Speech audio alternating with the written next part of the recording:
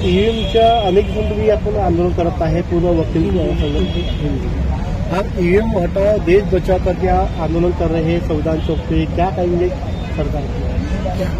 सरकार से क्या अपेक्षा है? हमारा जो ईवीएम हटाओ देश बचाओ जन आंदोलन 22 तारीख से हम लोग कर रहे हैं और हमारा एकमात्र डिमांड है कि जो भी आने वाले चुनाव है, चाहे वो राज्य सरकार हो, भारतीय सरकार हो या अन्य हो, वो चुनाव मतपत्र से होना चाहिए, बैलेट ईवीएम मशीन से या किसी भी इलेक्ट्रॉनिक गैजेट से नहीं होना चाहिए। ये काफी सालों से चल रहा है ईवीएम मशीन से, फिर भी सरकार मान नहीं रही है, तो जनताओं का क्या, भारत देशवासियों को क्या मैसेज देना चाहते हैं? अभी ऐसा है कि जो देश की लोकतंत्र है वो अभी खतरे में आ चुका है। आने वाला लोगों का भविष्य उज्जवल नहीं है और हमारा यही है कि जनता को इस बारे में जन जागृति लाके जनता से ये आंदोलन जनता का आंदोलन बने और सरकार को मजबूर होना पड़े, चुनाव आयोग को मजबूर होना पड़े कि आने वाले जो भी चुनाव है वो मतपत्र से फ्री, फेयर एंड ट्रांसपेरेंट हो।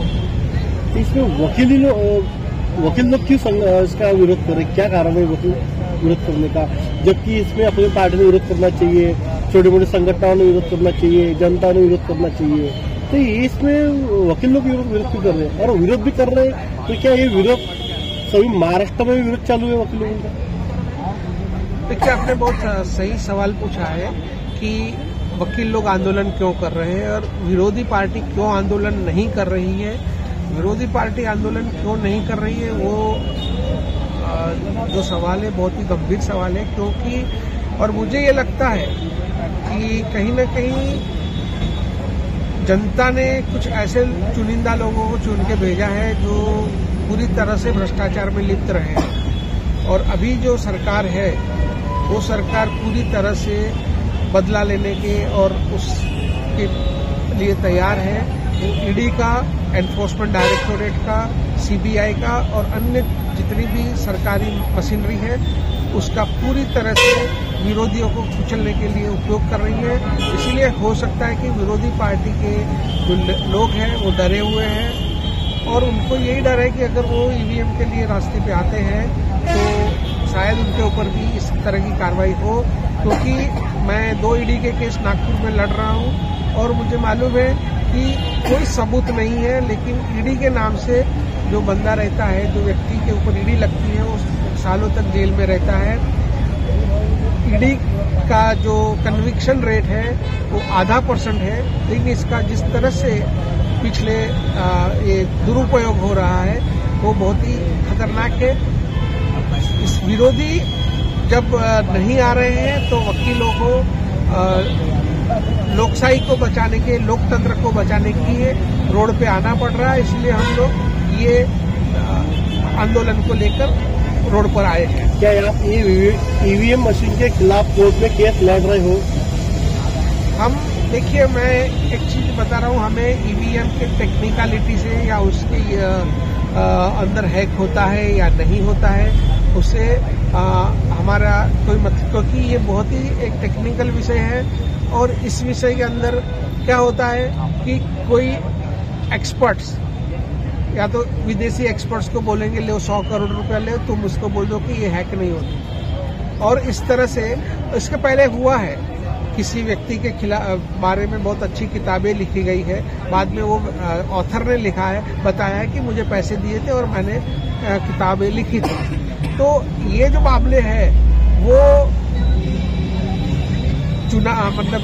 न्यायपालिका के अंदर भी नहीं है, सामान्य जनता का विश्वास ही नहीं है कि उसने दिया हुआ जो मत है, उसने अपने जो चुनाव मत का अधिकार किया है, वो उसने जो दिया है वो बैलेट पेपर पे उसे दिखता है कि उसने कहाँ पर अपना मतदान किया है, लेकिन इलेक्ट्रॉनिक वोटिंग मशीन के अंदर वो पता ही नहीं चलता कि वो कहाँ गुम हो रहा है, किस रास्ते पे आया है। जो वीवीपैट मशीन है वो भी 2017 के बाद उसका भी कांच जो है वो ट्रांसपेरेंट की जगह ब्लैक करके, तो वहां पर भी ये हो रहा है कि जब पीछे की लाइट जलती है 7 सेकंड्स के लिए तब तक वो चिट्ठी दिखती है, उसके बाद में वो चिट्ठी वो जो स्लीप है वो कट के नीचे गिर रही है या नहीं गिर रही वो भी नहीं मालूम। और ये भी अभी कुछ लोगों ने क्या है कि वीवीपैट के अंदर भी धांधली पॉसिबल है और किसी भी इलेक्ट्रॉनिक डिवाइस को कंट्रोल हो सकता है अगर उनके पास में उसका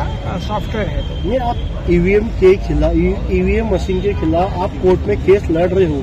नहीं, हम केस नहीं लड़ रहे हैं और हमने यही बताया कि 2018 में 4 सुप्रीम कोर्ट के जजेस ने प्रेस कॉन्फ्रेंस लिया था।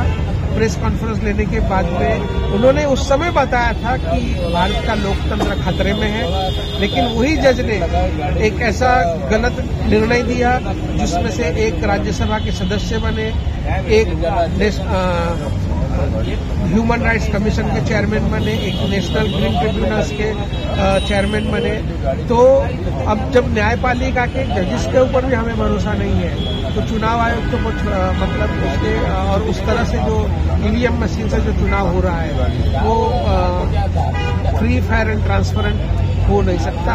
और अभी ये भी पता चला है कि जहां पे ईवीएम मशीन बन रही है वो ईवीएम मशीन जो BEL कंपनी है तो वहां के 4 जो डायरेक्टर्स हैं वो भारतीय जनता पार्टी के हैं और जिनको टेक्निकल कोई नॉलेज नहीं है लेकिन उनको असेस है कि ईवीएम मशीन का जो कोड वर्ड रहता है वो उनको हासिल है। तो जब किसी भी इलेक्ट्रॉनिक मशीन के अंदर अगर आपको कोडवर्ड मालूम है तो आप बाद में टेम्परिंग कर सकते हो।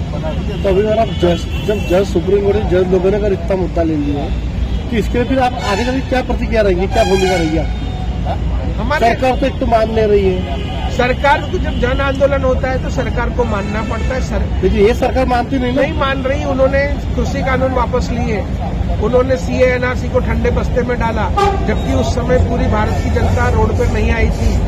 कृषि कानून के लिए सिर्फ एक कुछ स्टेट्स के हरियाणा, पंजाब और उत्तर प्रदेश का पार्ट के ही किसान रोड पर आए थे। उसके बावजूद भी उनको कृषि कानून भी वापस लेना पड़ा।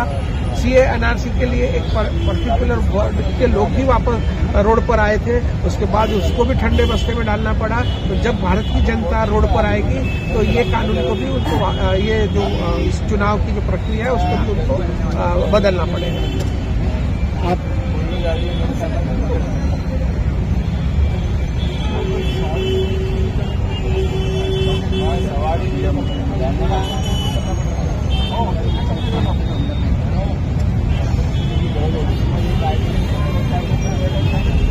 आप क्या कहेंगे सरकार? नमस्कार, मेरा नाम एडवोकेट नितिन कुमार हुडे। मैं सरकार से यही कहना चाहूँगा कि ईवीएम बैन करके बैलेट पेपर पे सारे चुनाव हो। चुनाव आयोग से भी यही बोलूँगा कि आप बैलेट पेपर पे ही चुनाव कराए जाए। हर चुनाव, देश के हर चुनाव बैलेट पेपर पे हो, इसका अमेंडमेंट करके उस तरीके से चुनाव होना चाहिए। अभी आपका आंदोलन कब तक के रहेगा? सरकार तो मान नहीं रही। आपने किसी को निवेदन दिया हुआ है क्या जो ईवीएम मशीन बंद करने के लिए? ये हमने 31 तारीख को जिलाधिकारी नागपुर इसके यहाँ पे हमने एक एप्लीकेशन दिया है कि ईवीएम बंद करके बैलेट पेपर पे चुनाव हो। उनके माध्यम से हमने चुनाव आयुक्त को हमने वो लेटर फॉरवर्ड किया है और हम सरकार से बार बार यही मांग कर रहे हैं कि ईवीएम हटा के बैलेट पेपर लेके आना चाहिए। अगर सरकार ये डिसीजन नहीं लेती तो हमारा आंदोलन हम अनिश्चित काल तक के हम चलाएंगे और आने वाले चुनाव पे हम सभी वकील लोग और जनता को भी बोलेंगे कि इस चुनाव का बहिष्कार करें।